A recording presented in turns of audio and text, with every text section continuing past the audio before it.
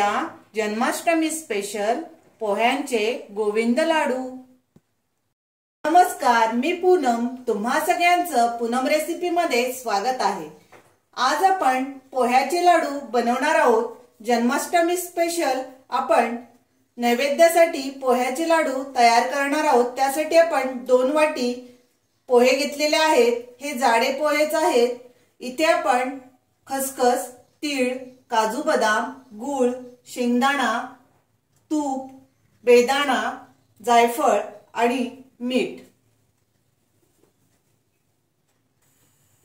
कढईमध्ये प्रथम आपण पोहे भाजून घेऊ। 2 वाट्या पोहे आपण टाकून घेऊया। इथे बघा, आपण पोहे भाजून घेतलेले आहेत। असा आवाज येतो म्हणजे आपले पोहे भाजून झालेले आहेत। गॅस बंद करू आणि शेंगदाणे भाजून घेऊ। अर्धी वाटी शेंगदाणे घेतलेले आहेत। पोहे आपण ताटात गार होऊन देऊ। शेंगदाणे आपण भाजून घेऊया। इथे बघा, आपले शेंगदाणे चांगले खमंग असे भाजून झालेले आहेत। हेही आपण काढून घेऊया। आणि आपण इथे खोबरं, सुकं खोबरं अर्धी वाटी घेतलेलं आहे, तेही आपण भाजून घेऊ।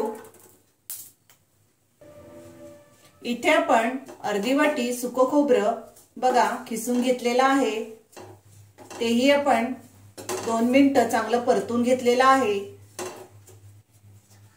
आता आपण गॅस बंद करू आणि त्यामध्ये तीळ आणि खसखस भाजून घेऊ।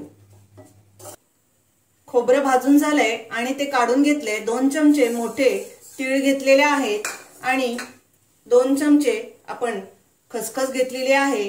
दोन्ही आपण परतून घेऊया। तीळ आणि खसखस आपण भाजून काढून घेतलेली आहे। आता आपण तूप टाकूया आणि ड्राय फ्रुट्स आपण तुपामध्ये परतून घेऊ। काजू आणि बदाम आपण तुपामध्ये परतून घेऊया। ड्राय फ्रुट्स इथे आपण परतून घेतलेले आहेत। काजू आणि बदाम आपण काढून घेऊ बाउलमध्ये। इथे आपण बेदाणा त्याच तुपामध्ये परतून घेऊया। इथे आपण बेदाणा परतून घेतलेला आहे, तोही आपण बाउलमध्ये काढून घेऊया।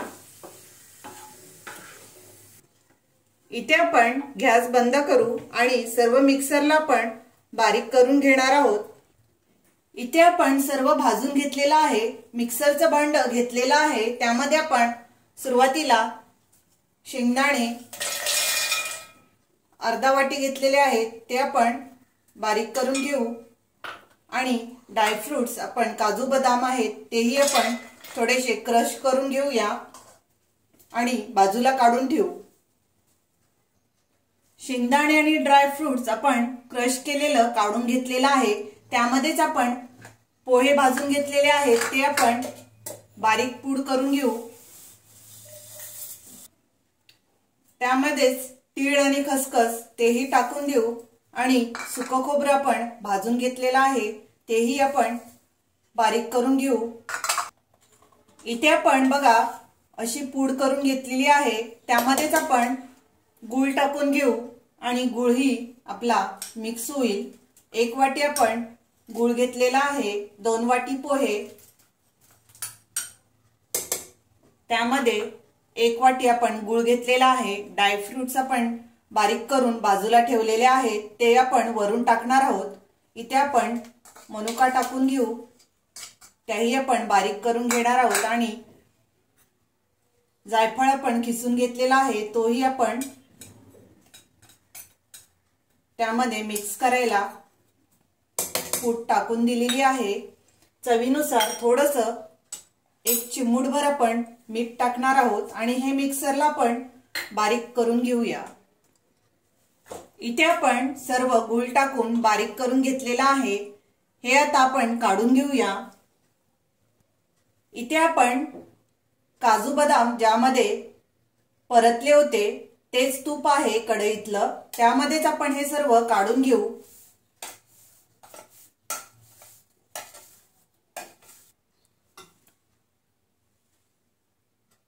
इथे आपण शेंगदाणे आणि काजू बदाम बारीक करून बाजूला ठेवले होते, तेही त्यामध्ये मिक्स करून घेऊया।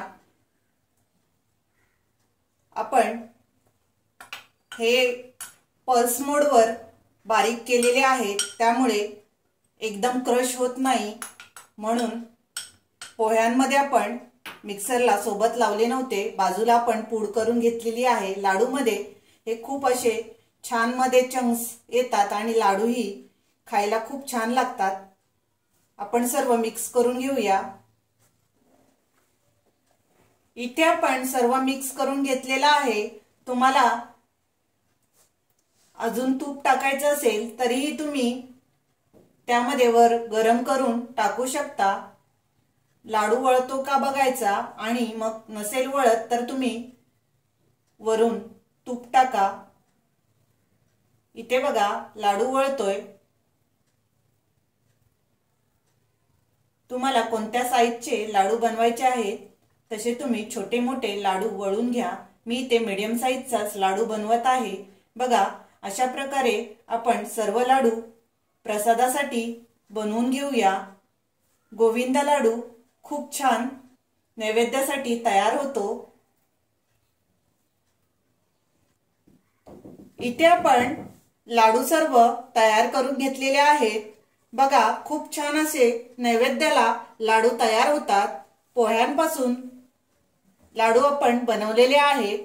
पौष्टिक असे लाडू तयार होतात आणि नैवेद्याला तुम्ही जन्माष्टमीला नक्की हे लाडू बनवा। माझी ही रेसिपी आवडली असेल तर लाईक करा, शेअर करा आणि माझ्या चॅनलला सबस्क्राइब करा। Thank you.